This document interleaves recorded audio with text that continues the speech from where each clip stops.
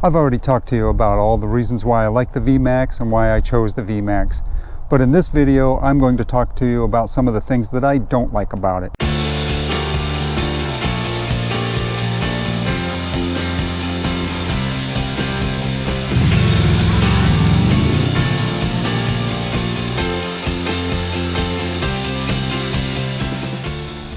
There is no such thing as a perfect motorcycle, and the VMAX is no exception.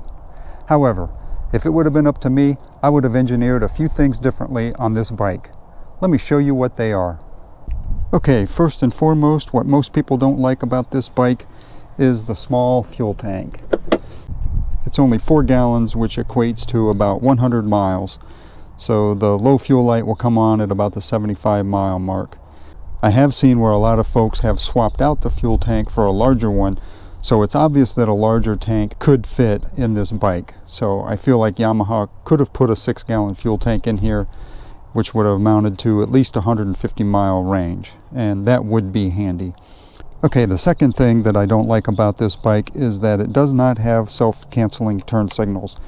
And if you've seen my comprehensive review, you know that I had already talked about that in there. So I'm not really going to belabor the point, but nonetheless, I will just say that, again, with today's technology, it just seems like that would be pretty easy to engineer electronically, that the turn signals automatically cancel. The next thing I do not like about this bike is it does not have a center stand. And I am kind of used to a center stand. My Magna had one, my Nighthawk had one, so I'm definitely disappointed that this does not have one. And one of the reasons why I would prefer a center stand is because in order to check the fluids, the bike has to be level. And that is difficult to do when it's on the side stand. For example, right now, the bike is on the side stand and you cannot check the oil because there's the sight window, and you're supposed to see the oil level between those two marks, and you clearly cannot do that when it's sitting on the side stand.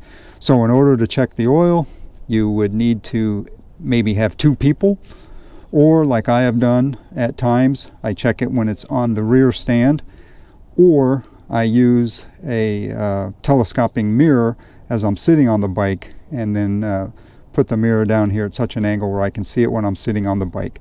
Either way, it's somewhat of a hassle, and it would be nice to have a center stand to be able to do that, particularly when adding oil when doing an oil change. Now, not having a center stand to check the fluids goes hand in hand with the sight window for the brake fluid reservoir.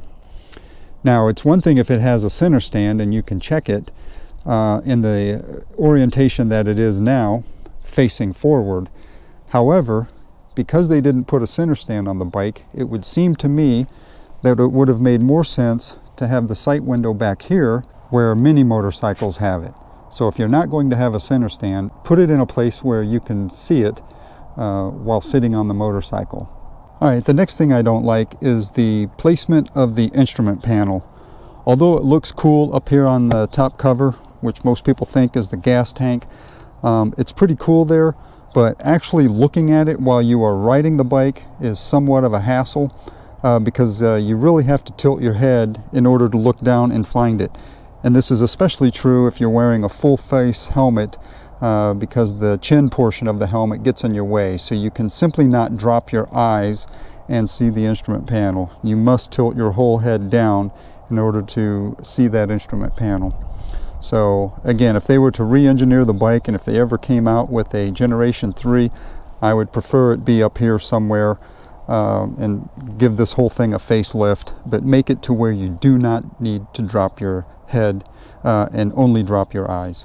Okay, the next thing that I don't like about this bike is that tools are required to make 2 of the adjustments on the front suspension. There are a total of 6 adjustments you can make on the suspension, 3 on the front, 3 on the rear. All of them, with the exception of these 2 up on the front, you can adjust by hand. These 2 up on the front, you need tools. The first one is right here. You need a wrench in order to adjust the preload. And the second one is down here.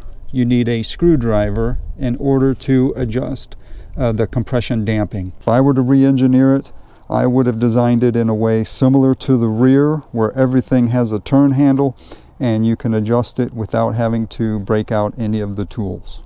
Okay, the last thing that I don't like, I talked about in a previous video briefly when I talked about what's underneath these side panels.